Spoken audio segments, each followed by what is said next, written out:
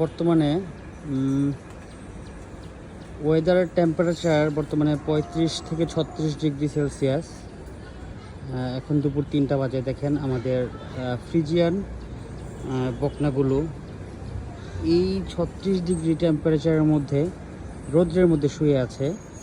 এখানে আপনার ছায়ার ব্যবস্থা আছে, কিছু গরু এখানে ছায়াতে চলে আসছে, আর কিছু গরু দেখেন রোদে চলে আসছে। মানে ওরা এখানে কমফোর্ট ফিল করতেছে, ওদের কোনো হিট স্ট্রেসের সমস্যা হচ্ছে না, এই জন্য ওরা রোদ্রে শুয়ে আছে। দেখেন কোনো সমস্যা নেই। যারা বলেন ফ্রিজিয়ানের পার্সেন্ট বাড়লে নাকি সমস্যা হয়, কিন্তু আমি এখানে দেখছি ভিন্ন কিছু।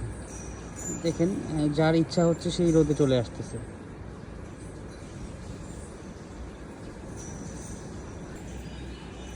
আমার মনে হয় বিষয়টা যদি এভাবে ছেড়ে পালা যায় এবং পর্যাপ্ত পানির ব্যবস্থা করা যায়, তখন হয়তো বা ওদের হিট স্ট্রেসটা একটু কম হয়, কারণ ওরা ফ্রিলি আসলে চলাফেরা করতে পারে। ওদের মাইন্ডটা ওরকম আসলে ফ্রি থাকলে ওরা সবসময় খুশি থাকে, হ্যাপি থাকলে ওদের স্ট্রেসটাও কম পড়ে।